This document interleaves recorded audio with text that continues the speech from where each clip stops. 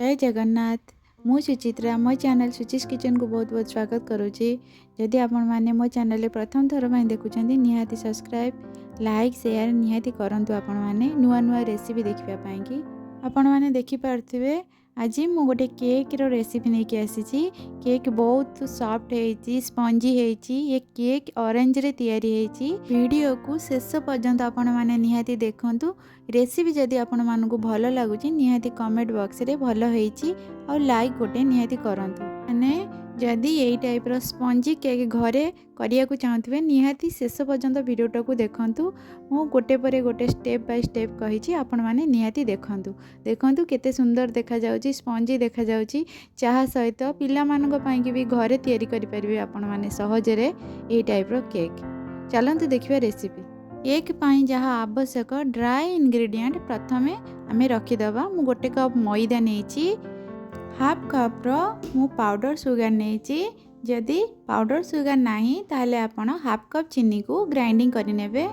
1/4 cup milk powder नेची, गोटे चम्मच baking powder, half चम्मच बेकिंग सोडा ताकू भल भावे आपण माने छाणी नेबे। छाणी देले जहाँ भी किसी बिंडा बिंडा रही जाइथिबो गोटा गोटा रही जाइथिबो से सब बाहर जो। ऑरेंज रो केक तैयारी करिबा सेति पय मु गोटे ऑरेंज नै जाइछि। ऑरेंज रो येलो पार्ट को एंदी ग्रेटर रे काढी दबा। व्हाइट पार्ट को काढिबेनी नहले पिता लागिबो केक। खंतु मु जेमति देखौछि केवल ही येलो पार्ट है ताको ग्रेट करिवे। व्हाइट पार्ट जमा भी ग्रेट करिवेनी। एमती धीरे धीरे किनी येलो पार्ट काढी नेबे। ये ऑरेंज केकटा बढ़िया लगे, फ्लेवर बढ़िया लगे। आपण मैंने थरे ऑरेंज रो केक यही टाइप रो तैयारी करंतु। टेस्ट बहुत बढ़िया लगे, स्पंज भी हम केक। आपण मैंने निहाती घरे ट्राई करंतु। ऑरेंज केक तैयारी करछे माने आमे ऑरेंज रो जूस भी तैयारी करिकी ऑरेंज जूस रे ही केक करबा। मु एठी गोटे ऑरेंज जूस मेकर नै जाइछि। ऑरेंज रो पूरा भल भावे जूस को बाहर कर नबा। यही ऑरेंज जूस रे फ्रेश ऑरेंज जूस रे ही केक तैयारी करबा।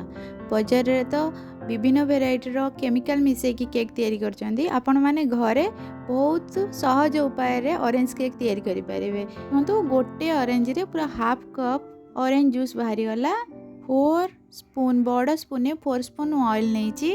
तापरे पूरा हाफ कप मिल्क नेची। ताकू भल भावे फेंटी की मिसे नबा। मिसे देले तापरे ड्राई इंग्रेडिएंट पकेवा। जो मैंने केक करवा जानी नांती मु जेमती स्टेप बाय स्टेप कहूची केक करवा अपन जदि सेमती करिवे पूरा सुपर सॉफ्ट स्पंजी केक घरे तैयारी करि परिबे। एबे ड्राई इंग्रेडिएंट रे हमें जहाँ भी सब एबे गोले की रखतिले ऑरेंज जूस मिल्क सब जगह तादरे पकेगी धीरे धीरे किनी गोले नबा। जहाँ मेजरमेंट कहिची आपण माने जदि सेही मेजरमेंट रे तैयारी करिवे बैटरटा ठीक हबो। जदि आपणकर बैटर टिके गाढ़ा हो जाउची तापरे आपण माने सेतरे मिल्क ऐड कर परिवे, पानी ऐड करिवेनी। ते बैटर टिके गाढ़ा लागला सेति पई मु 2-3 चम्मच आउ टिके क्षीर मिसेई की भल भाबे गोळेई ने। देखंतु परफेक्ट बैटर हेची। एई टाइप रो बैटर हेले केकटा स्पंजी हवा। मु वर्तमान भानिला एसेंस गोटे स्पून पके दउची। आपण पाखरे जो एसेंस अवेलेबल थिवो निहाती पकांदो। बैटर कंसिस्टेंसी देखंतु यही टाइप रो ही रहले केक भल हबो। मु गोटे केक टिन नै जाइछि। केक टिन रे ऑयल भल भाबे ग्रीस कर नबा। केक टिन रे ऑयल लगेले केकटा आराम से केक टिन रु बाहर जिवो। जदि आपण पाखरे बटर पेपर नाही केक टिन रे ऑयल लगे सरला परे किछि मैदा को स्प्रिंकल करिकी चारिकर साइड रे लगे दबो। मु एठी गोटे बटर पेपर नै जाइछि। बटर पेपर पकई सारिकी एबे केक बैटर को दे दबा। मुझे ये केक रे किछि ड्राई नट्स कि किछि टूटी फुटी दौनी। ये केक ऑरेंज केक बहुत बढ़िया लगे। एमती सादा ही भल लगे। आउ ये चाहा सहित बढ़िया लगे खाया को। आपण माने एमती सादा ही तैयारी करिकी खांतु बढ़िया लगे खाया को। ये केक आज ओटीजी रे करिकी देखौची। ओटीजी रे 180 डिग्री रे ये 30 मिनट भितर ये केक रेडी हो जिवो। देखंतु केक केते फ्लफी हेची स्पंजी हेची। आपण माने जदि को गैस रे कड़े रे करिया को चाहूथिबे ताहले मु मो चैनल रे ऑलरेडी वीडियो अपलोड करछि। कड़े रे केमिति केक तैयारी हबो आपण माने वीडियोटी को मो चैनल रे देखिकी आपण माने गैस रे तैयारी करि परिबे। देखंतु वर्तमान केकटा केते सुंदर हेची।